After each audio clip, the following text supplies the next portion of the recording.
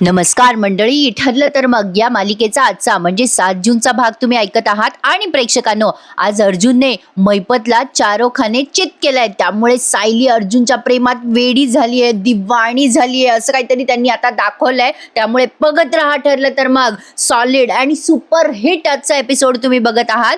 तर बघा, सुरुवातीला अर्जुन सांगतोय चैतन्यला की चैतन्य गडकरी ते सगळं जे काही फॉरेन्सिकचे रिपोर्ट आहे ना ते वाचून दाखवावेत. आता चैतन्य वाचतोय आणि सगळेजण त्याच्याकडे बघतात. चैतन्य म्हणतो, हरीश शिंदे यांच्या अधिकृत हस्ताक्षर नमुन्यांची डायरीतील नोंदींची तुलना केली असता खालील निष्कर्ष नोंदवले गेलेले आहेत. नंबर 1, डायरीतील हस्ताक्षर आणि चिठ्ठीतील हस्ताक्षर हे हरीश शिंदे यांच्या मूळ अक्षराशी 92% जुळते. नंबर 2, शाही विश्लेषण आणि कागदाच्या स्थितीवरनं असे निदर्शनास येते की सदर नोंद ही सुमारे 2 वर्षापूर्वी लिहिली गेलेली आहे. नंबर 3, दस्तऐवजामध्ये कुठलाही बदल, खाडाखोड असला काहीही गैरप्रकार आढळलेला नाहीये. प्राथमिक निष्कर्ष हरीश यांच्याच हस्ताक्षरात असून 2 वर्षापूर्वी लिहिलेले आणि प्रामाणिक स्वरूपाचे आहेत. या सगळ्यांमध्ये कुठलाही बनावटपणा किंवा दबावाखाली लिहिल्या गेल्याचे संकेत यामध्ये आढळून येत नाहीयेत. थँक्यू असं म्हणून आता चैतन्यने ते फॉरेन्सिक रिपोर्ट सगळं वाचून त्याचा झालेला आहे. आता त्यावरनं असं सिद्ध झालंय की ती जी चिठ्ठी होती ती स्वतः हरीश काकांनी लिहिली आहे. हे सगळं कोर्टामध्ये पुरावा वगैरे सगळं सिद्ध करावं लागतं ना. तर अर्जुनने फॉरेन्सिक रिपोर्ट आणून एक मोठा धमाका केलाय आणि त्यामुळे बऱ्याच गोष्टी क्लिअर झाल्यात. आता चैतन्यने ती चिठ्ठी वाचल्यानंतर जजने जे काय त्यांचं नोंद करायची ती केली आहे. अर्जुन म्हणतोय, मिलॉर्ड, इन शॉर्ट ही चिठ्ठी हरीशनेच लिहिली आहे, हा त्याचा प्रूफ होता. अर्जुन जेव्हा हे सगळं बोलत असतो तेव्हा प्रत्येकाचे चेहरे पुन्हा आज हायलाईट केलेत त्यांनी. आता अर्जुन त्या सरकारी वकिलांना म्हणतोय, ॲडव्होकेट साळुंके, तुमच्या मनामध्ये विचार येत असेल ना आता, हरीश तर जिवंत आहे, मग ही चिठ्ठी मला सापडली कुठे? आता कसं असतं प्रेक्षकांनो, आपल्याला हे सगळं माहितीये की पूर्वी झालंय, पण आता हे सगळं अर्जुन कोर्टामध्ये सिद्ध करतोय. आता बघा, अर्जुन त्या सरकारी वकिलांना सांगतोय की ही चिठ्ठी मला हरीशकडेच सापडली आहे. आता हे ऐकल्यानंतर सगळेजण शॉक झालेत. एका क्षणाला प्रत्येकाला असं वाटलंय की हरीश जिवंत तर नाहीये ना. तर आता अर्जुन म्हणतो, तोच माणूस परत मेल्यानंतर जिवंत होऊन त्याच्याच फोनवरनं त्याच्या मित्राला मेसेज पाठवतोय. त्याच माणसाकडे मला ही चिठ्ठी सापडली आहे. आता सगळ्यांना सस्पेन्स क्रिएट झालाय. काय आहे हे प्रकरण? दामिनी महिपतकडे प्रश्नचिन्ह घेऊन बघत असते.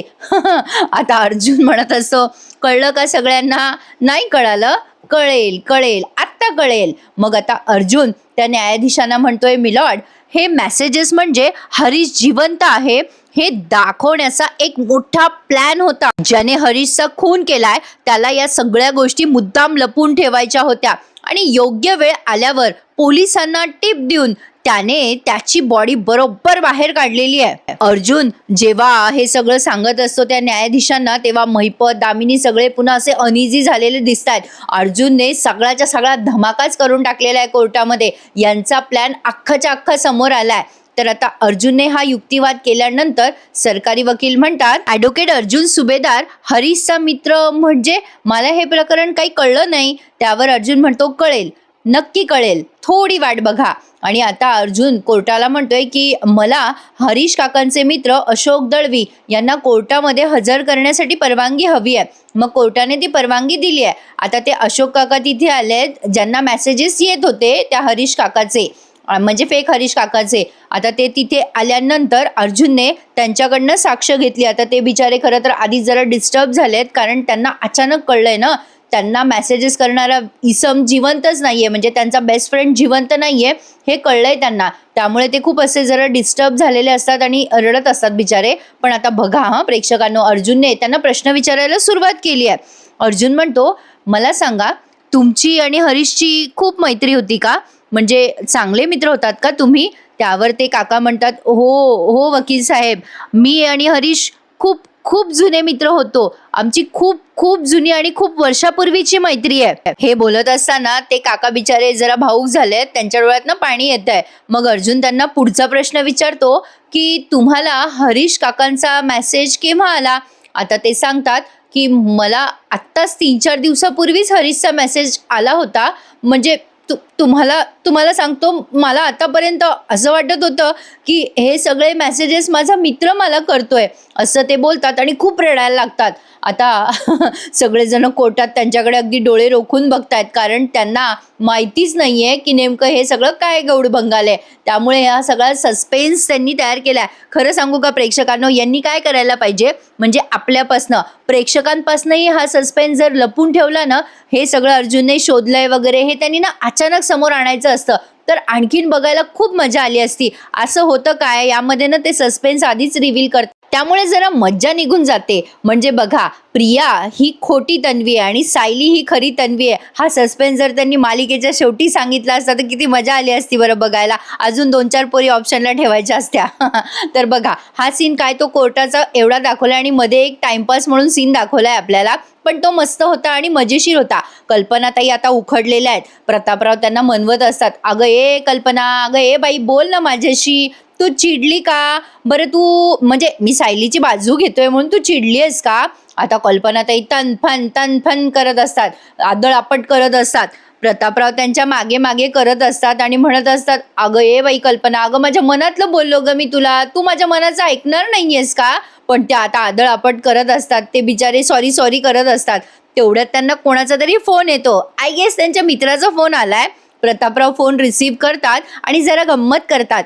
हॅलो, अरे हां, अरे हो बाबा, अरे मला महत्वाचं काहीतरी तुला सांगायचंय आणि काम आहे रे, ऐक, मला सांग, बायकोचा राग कसा काढायचा रे. कल्पनाताई त्यांना इग्नोर करताय बरं का. एक मजेशीर सीन तुम्ही बघत आहात. प्रतापराव म्हणतात, अरे बाबा माहितीये का तुला, ते तिकडनं उत्तर येतं नाही. त्यावर प्रतापराव म्हणतात, शट, इंटरनेटला काय विचारू, तुला माहित नाही ना, जाऊ दे सोड. अरे इंटरनेटचं थोडीच लग्न झालंय बाबा. अरे मला या बाबतीत अनुभवी नवराच मदत करू शकतो. काही नाही रे, जगात काही होऊ देत, पण या बायकांचा सगळा राग नवऱ्यावरच निघतो.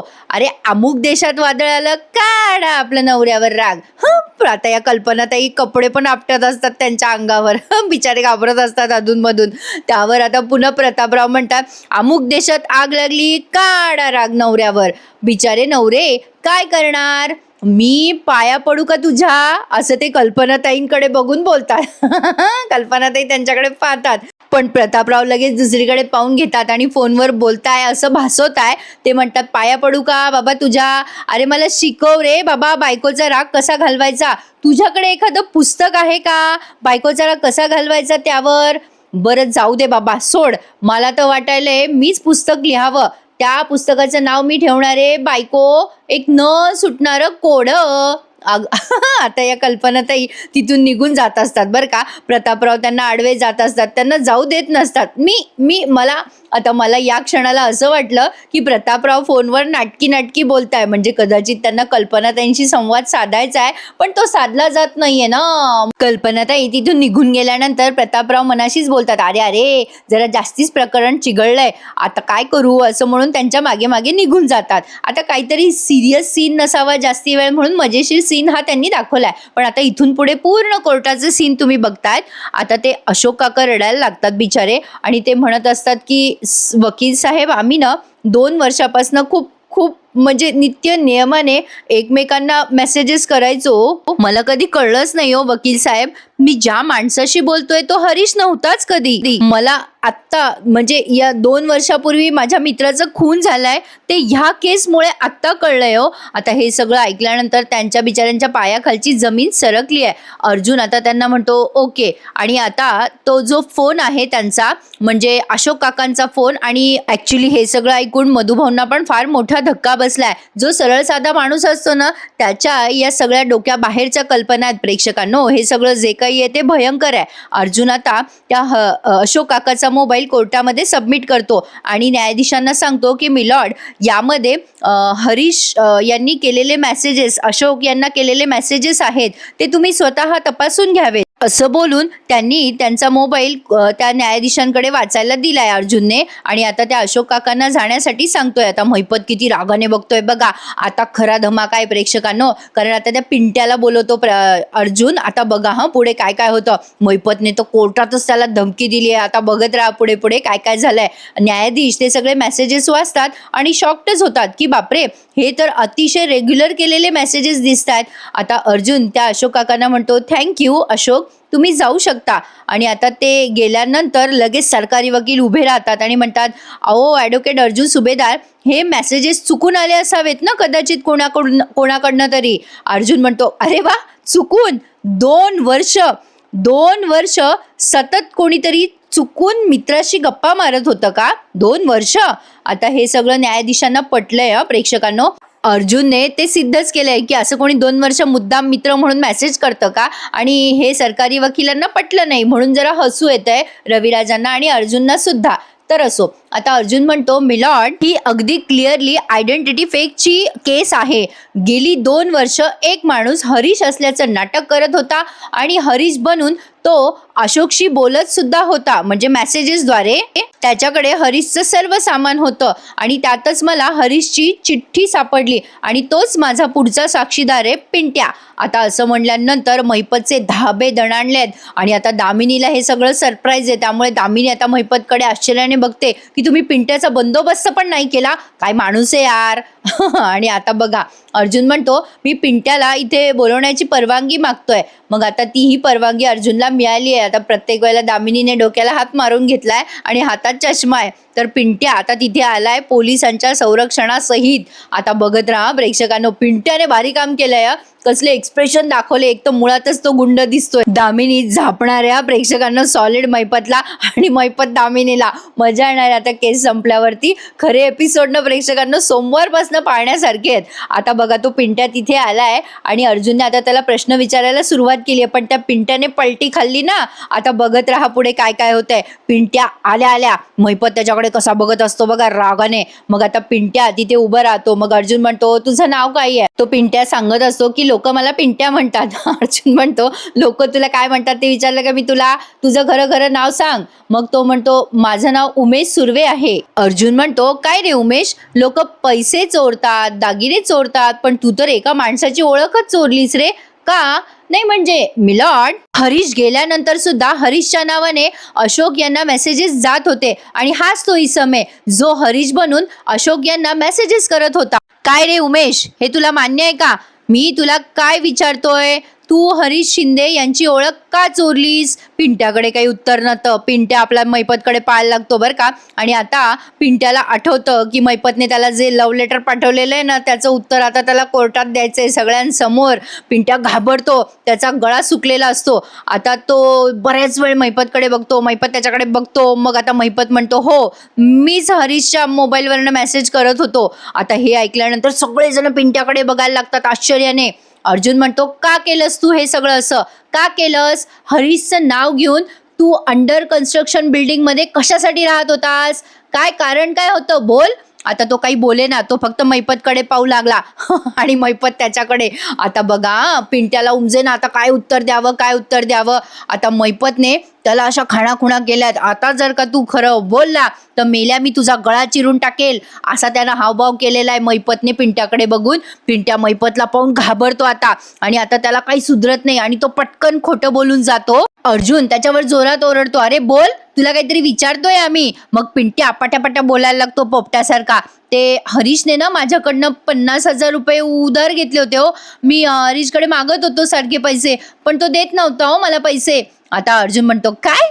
आता बघा, हे सगळं पलटी खाल्ली आहे त्याने, त्यामुळे या सगळ्यांसाठी हे खूप अनएक्सपेक्टेड होतं. पण अर्जुनला कळलंय की तो महिपतला प्रोटेक्ट करतोय.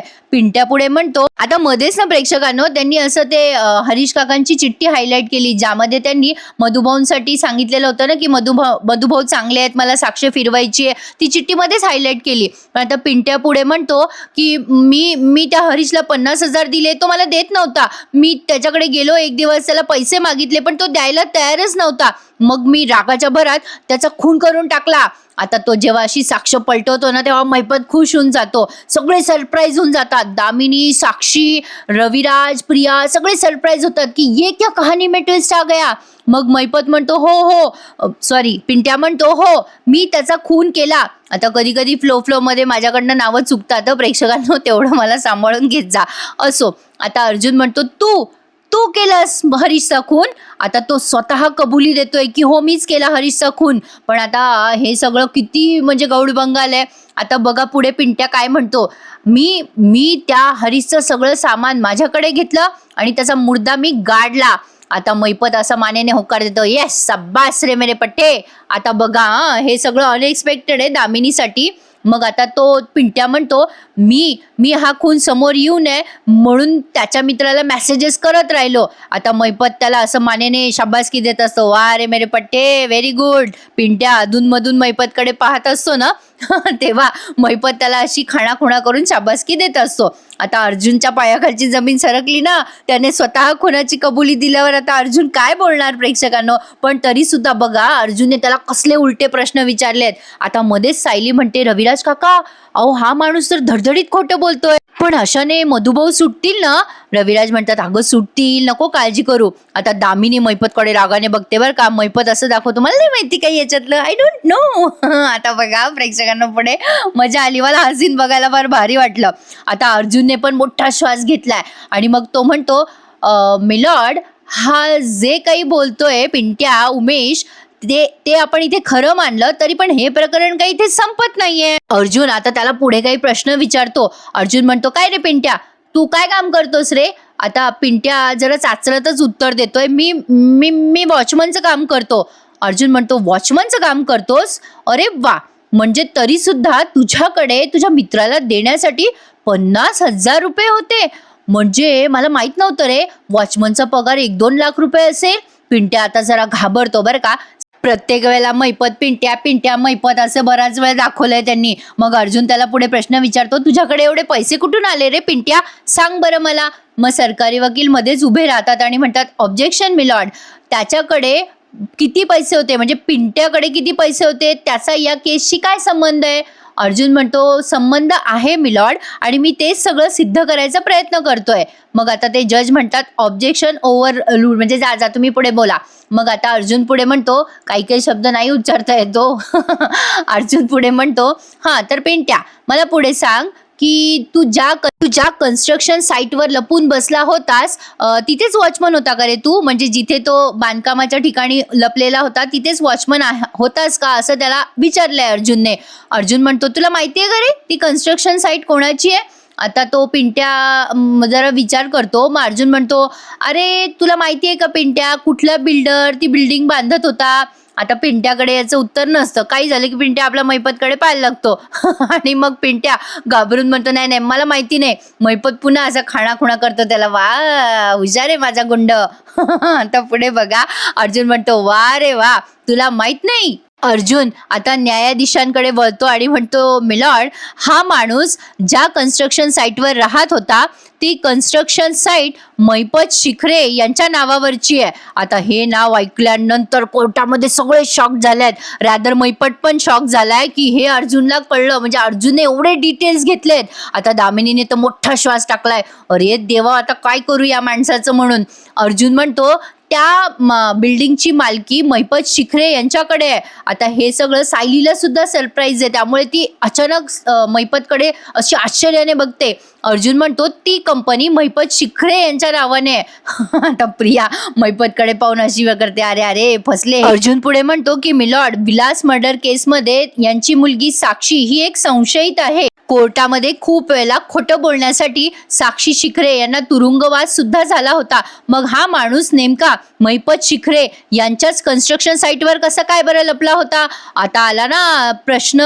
मग आता सरकारी वकील मुद्दाम मध्ये उभे राहून म्हणतात की ॲडव्होकेट अर्जुन सुभेदार, अहो गुन्हेगार कुठेही लपू शकतात. आता तिथे ना मैपत जरा हसतो बरं का जोरात, त्यामुळे दामिनी त्याच्याकडे रागाने बघते. मग मैपत सॉरी सॉरी म्हणतो तिला. मग आता ते सरकारी वकील म्हणतात, अहो गुन्हेगार कुठेही लपू शकतात जिथे त्यांना सिक्युरिटी मिळेल, म्हणजे अशी जागा जर त्याला मिळाली असेल तर त्यात काय नवल. मग आता लगेच अर्जुन म्हणतो, म्हणजे तुम्ही मान्य करताय तर की हा तिथे वॉचमन नव्हता, म्हणजे डायरेक्ट सरकारी वकील म्हणले ना की तो लपला होता, म्हणून अर्जुनने त्यांचा शब्द करेक्ट पकडलेला आहे. अर्जुन म्हणतो, तरी सुद्धा तो मैपत कन्स्ट्रक्शन यांच्याच साईटवर होता. आणि आता अर्जुन म्हणतो, अर्जुन म्हणतोय की महिपत शिकरे हे नाव विलास मर्डर केस आणि आता हरीश मर्डर केस या दोन्हीही मध्ये नाव आलेलं आहे. याचा अर्थ काय होतोय मिलॉर्ड, की इथे संशयाला जागा आहे की हरीशच्या खुनाशी महिपत शिखरे हा कनेक्टेड आहे. आणि आता अर्जुनने असं बोलल्यानंतर महिपतची चौकशी होणार आहे कसून. अर्जुन आता विनंती करतोय कोर्टाला की मी विनंती करतोय कोर्टाला की मिस्टर महिपत शिखरे यांची कसून चौकशी करण्यात यावी विलास मर्डर केस आणि आत्ताच्या या हरीश मर्डर केस प्रकरणासाठी. आता अर्जुनने कोर्टाला अशी विनंती केल्यानंतर सगळेजण अर्जुनकडे बघायला लागलेत. काही का असे ना प्रेक्षकांनो, अर्जुनने महिपतला गुतवला ना, ते एक बरं झालं. म्हणजे नाव तर आलंय ना महिपत शिखरेचं, त्यामुळे आता साक्षी दामिनी सगळे एकदम टेन्शनमध्ये आहेत. रविराजांना खूप प्राऊड फील होत आहे अर्जुनवर. आणि आता सायली तर अर्जुनकडे बघत राहते आणि आता ती मनातल्या मनात म्हणते अर्जुन सर, माझे डॅशिंग अर्जुन सर. आणि या पिंट्यामुळे आता महिपत अडकला प्रेक्षकांनो आणि हा एपिसोड इथे संपलाय. पण आता बापरे बाप, पुढचा प्रोमो तर एकदम सॉलिडच दाखवलाय. आणि काय आहे प्रेक्षकांनो, आज आहे शनिवार, उद्या आहे रविवार, त्यामुळे उद्या रविवारचा एक वटपौर्णिमेचा काहीतरी विशेष भाग ते दाखवणार आहेत. आणि लिटरली सगळ्या मालिकांची खिचडी हो त्यामध्ये. त्यामुळे मला जर का एपिसोड कळला ना तर मी तुम्हाला देईल. आणि तसंही म्हणजे रविवारच्या या एपिसोडचा आणि सोमवारच्या रेग्युलर एपिसोडचे एकमेकांशी काहीही संबंध नाहीये. जरी तुम्हाला माझा उद्या एपिसोड रिव्ह्यू नाही आला ना, म्हणजे मला कळला तर मी तुम्हाला द्यायचा प्रयत्न करेल. तरी सुद्धा तुम्हाला माहितीस्तव सांगते की आपल्या रेग्युलर एपिसोडचा आणि या महाभागाचा काहीही संबंध नाहीये. एक फक्त काहीतरी झलक दाखवता येते मनोरंजन म्हणून. प्रत्येक मालिकेतले ऍक्ट्रेस तुम्हाला उद्याच्या भागात दिसणार आहे. तर बघा, पुढचा प्रोमो तर एकदम खतरनाक आहे. सायली अगदी वेडी झाली अर्जुनसाठी. सायलीने एक गुलाबाचं फूल घेतलंय आणि ती आता अर्जुनला प्रपोज करते. सायली एकदम टप्पोरी लँग्वेज मध्ये प्रपोज करते अर्जुनला. ती म्हणते अर्जुनला, ए हीरो पलट, ए अर्जुन सुबेदार, मैं तेरे प्यार में पागल हो गई. ए एडवोकेट अर्जुन सुबेदार, ये फूल सिर्फ तुम्हारे लिए है. मेरा प्यार, मेरी मोहब्बत है ये फूल. हमेशा के लिए मेरा रहेगा ना.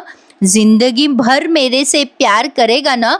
मेरा हात मरते दम तक पकड के रखेगा ना. मग अर्जुन सुद्धा तिचं प्रेम असं गुडघ्यावर बसून स्वीकार करत म्हणतो येस येस आणि येस. भारी दाखवलाय हा सीन, एक वेगळं काहीतरी प्रेक्षकांनो. सायलीने अगदी मस्त रोमॅन्टिक होऊन अर्जुनला प्रपोज केलाय. खूप भारी वाटला हा प्रोमो बघताना. म्हणजे सायली अशा भाषेत सुद्धा बोलू शकते. जरा चेंज हो. तर बघत राहा. ठरलं तर मग भेटूयात आता पुन्हा एकदा नवीन एपिसोडमध्ये. तोपर्यंत टेक केअर प्रेक्षकांनो. आणि आधीच तुम्हाला म्हणते happy Sunday to all of you. Enjoy your weekend. तर कसा वाटला आजचा भाग मला कमेंट करून नक्की कळवा. आपण प्रत्येकाने प्लीज चॅनलला सबस्क्राईब करा आणि सायलीचं हे हटके प्रपोज तुम्हाला कसं वाटलं मला नक्की सांगा. तर बघूयात पुन्हा एकदा ठरलं तर मग आणि भेटूयात पुन्हा एकदा सोमवारी. तोपर्यंत टेक केअर. धन्यवाद.